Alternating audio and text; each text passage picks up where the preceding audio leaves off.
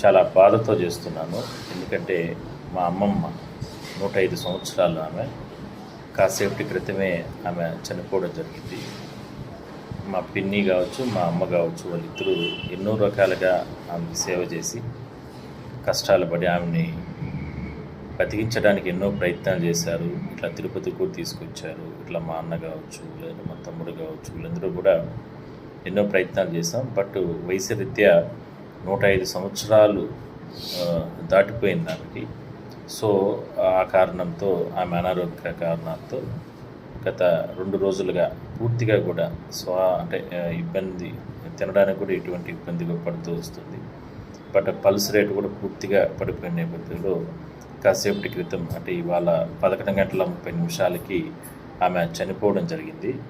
So మా అందరినీ చిన్నప్పుడు ఆమె ఎన్నో రకాలుగా పెంచింది, కష్టపడింది, సాగుతూ వచ్చింది. మనవాళ్ళు కాబట్టి మమ్మల్ని కావచ్చు, మా తమ్ముళ్ళు మా పిన్ని వాళ్ళ కొడుకు తమ్ముళ్ళు కావచ్చు, ఇట్లా మిగిలిన మా పెదనాన్న సమయం వాళ్ళ పిల్లలు, వీళ్ళందరినీ కూడా. బట్ ఎన్నో రోజులు మనిషి జీవితం అనేది ఇలానే ఉంటుందనేది మనకు దీన్ని బట్టి అర్థమవుతుంది. 100 సంవత్సరాలు, 105 సంవత్సరాల ఆమెకి ఇప్పటి వరకు కూడా చాలా హెల్తీగా ఆమె ఉండేది. గత 3-4 రోజుల వరకు కూడా. బట్ తిరుపతి తీసుకొచ్చిన తర్వాత ఇక్కడ హాస్పిటల్లో జాయిన్ చేయించాం. ఒక 4-5 రోజుల పాటు కూడా ఆమె ఉన్నారు, బెడ్ పైన ఉన్నారు, ఐసీయూలో పెట్టాము. రకరకాల ట్రీట్మెంట్ చేశారు.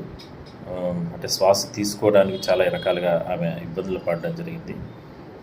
బట్ ఇంకా వాళ్ళు చెప్పారు, వెంటిలేటర్ పైన మీరు తీసుకెళ్ళిపోండి, ఇక్కడ ఉంటే మాకు ఇబ్బంది అని. బట్ ప్రైవేట్ హాస్పిటల్ కాబట్టి కొన్ని అసలు ఆ వయసులో హాస్పిటల్లో చేర్చుకోరంట. బట్ ఎన్నో రకాల ప్రయత్నాలు చేసి చేర్పించాము. 3-4 రోజులు పెట్టుకున్నారు, వాళ్ళ ప్రయత్నం వాళ్ళు చేశారు. బట్ వెంటిలేటర్ ద్వారానే ఇక్కడ నుంచి, తిరుపతి నుంచి మా సొంత ఊరికి తీసుకెళ్ళడం జరిగింది. బట్ ఒక 2 రోజులుగా ఆమె పూర్తిగా ఆమె సహకరించుకున్నప్పుడు ఒకసారిగా ఆమె ఇవాళ 11:30 చనిపోవడం జరిగింది. మా అమ్మ అందరూ కూడా ఫోన్లు చేశారు. సో ఆమె పెంచిన విధానం, ఆమె పడిన కష్టం, ఆమె చాలా రకాలుగా అప్పట్లో మా తాత కూడా చాలా కష్టపడ్డాడు అనుకోండి. బట్ అన్ని సంవత్సరాలు ఆమె హెల్త్ పరంగా ఉండి, ఇన్ని రోజుల పాటు మాతో పాటు ఉండి, మా అమ్మ వాళ్ళు ఇద్దరు, మా పిన్ని కావచ్చు, మా అమ్మ కావచ్చు, వాళ్ళ తల్లి కోసం 100 సంవత్సరాలు దాటినటువంటి ఆ తల్లి కోసం వాళ్ళు నిత్యం మేమంటే తిరుపతిలో ఉంటాము, మాకు నిత్యం